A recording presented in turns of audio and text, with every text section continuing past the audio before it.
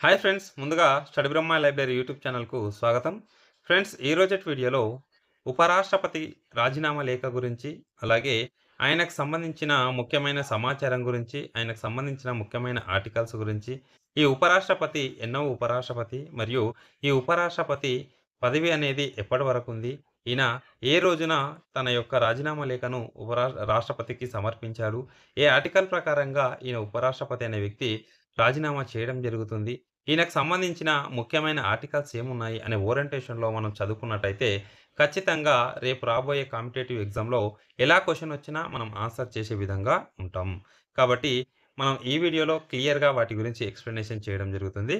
Friends, ఇప్పటివరకు ఎవరైనా మన స్టడీ బ్రహ్మ లైబ్రరీ యూట్యూబ్ ఛానల్‌ను సబ్స్క్రైబ్ చేసుకోని వారు ఉంటే ఎంబటే సబ్స్క్రైబ్ చేసుకోండి. అలాగే మీ వంతు సపోర్ట్ ఖచ్చితంగా ఉండాలి కాబట్టి మీ సపోర్ట్‌గా ఒక లైక్ కొట్టండి. మీరు లైక్ కొట్టడం ద్వారా ఈ వీడియోస్ ఇంకొంతమందికి రీచ్ అయ్యే అవకాశం ఉంటుంది. అలాగే ఈ వీడియోస్ చూస్తున్నందుకు మమ్మల్ని కూడా ఎంకరేజ్ చేసినట్టు ఉంటుంది కాబట్టి ఖచ్చితంగా మీ సపోర్ట్‌గా ఒక లైక్ కొట్టి ఈ వీడియోని స్కిప్ చేయకుండా లాస్ట్ వరకు చూస్తే ఈ వీడియోపై పూర్తి క్లారిటీ మీకు రావడం జరుగుతుంది. ఫ్రెండ్స్, చూశాక ఈ వీడియో యొక్క పీడిఎఫ్ కూడా కావాలనుకుంటే మన స్టడీ బ్రహ్మ యాప్‌ను డౌన్‌లోడ్ చేసుకోండి ప్లే స్టోర్ నుంచి.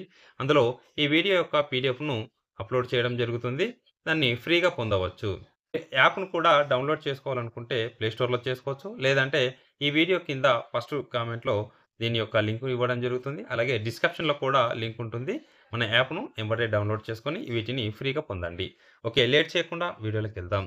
ఉపరాష్ట్రపతి భారతదేశానికి 14వ ఉపరాష్ట్రపతిగా జగదీప్ ధంకర్ అనే వ్యక్తి నియామకం కావడం జరిగింది. ఈయన 2022 ఆగస్టులో పదవీ బాధ్యతలు స్వీకరించడం జరిగింది. ఈయన పదవీ కాలం అనేది 2027 ఆగస్టు వరకు పదవీ కాలం అనేది ఉంది.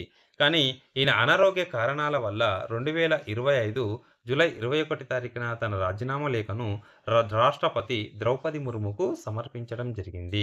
ఈయన ఏ ఆర్టికల్ ప్రకారంగా రాజీనామా లేఖను ఇచ్చాడు అని క్వెషన్ వచ్చే అవకాశం ఉంటుంది. అయితే ఆర్టికల్ 67 క్లాస్ ఏ అనే ఆర్టికల్ ప్రకారంగా తన రాజీనామా లేఖను ఎవరికి సమర్పించారు? రాష్ట్రపతి అయినటువంటి ద్రౌపది ముర్ముకు సమర్పించడం జరిగింది.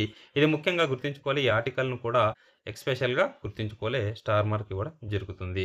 నెక్స్ట్, ఈయనకు సంబంధించి ముఖ్యమైన ఆర్టికల్స్ ఏమున్నాయి అనేవి ఇక్కడ చూసినట్టయితే, ఉపరాష్ట్రపతి అనే పదవి గురించి 5వ భాగంలో, రాజ్యాంగంలోని 5వ భాగంలో, కేంద్ర ప్రభుత్వం గురించి తెలియజేసే 5వ భాగంలో ఆర్టికల్ 63 నుంచి 71 వరకున్న ఆర్టికల్స్ ఉపరాష్ట్రపతి గురించి తెలియజేస్తున్నాయి.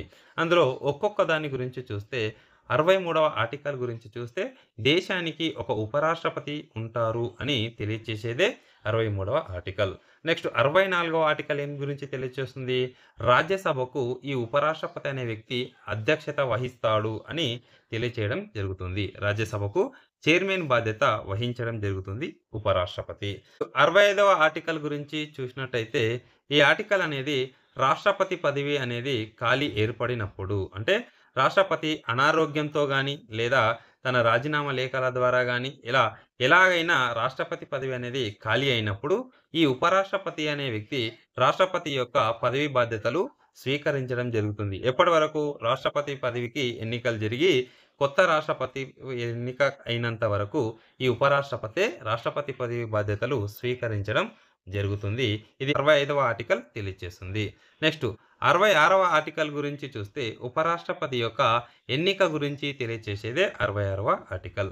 నెక్స్ట్ 67వ ఆర్టికల్ గురించి చూస్తే ఉపరాష్ట్రపతి పదవి కాలం గురించి తెలియజేస్తుంది. ఉపరాష్ట్రపతి ఎన్నికైన తర్వాత 5 సంవత్సరాల వరకు పదవిలో ఉంటాడని తెలియజేస్తుంది. అలాగే 68వ ఆర్టికల్ గురించి చూస్తే ఉపరాష్ట్రపతి పదవి ఖాళీ ఏర్పడినప్పుడు ఆ ఖాళీని 6 నెలల్లోపు ఈ ఖాళీని భర్తీ చేయాలి. కొత్త ఉపరాష్ట్రపతిని ఎన్నుకోవాలి అని తెలియచేసేదే 68వ ఆర్టికల్. నెక్స్ట్ 69వ ఆర్టికల్ గురించి చూస్తే ఉపరాష్ట్రపతి ప్రమాణ స్వీకారం గురించి తెలియచేసేదే 69వ ఆర్టికల్. నెక్స్ట్ లాస్ట్‌గా 71వ ఆర్టికల్ గురించి చూస్తే ఉపరాష్ట్రపతి ఎన్నికకు సంబంధించినటువంటి వివాదాలు గాని, సందేహాలను గాని సుప్రీంకోర్టు మాత్రమే విచారిస్తుంది అని తెలియచేసేదే 71వ ఆర్టికల్. ఇలా ముఖ్యమైన ఆర్టికల్స్ గురించి కూడా మనం తెలుసుకోవాలి.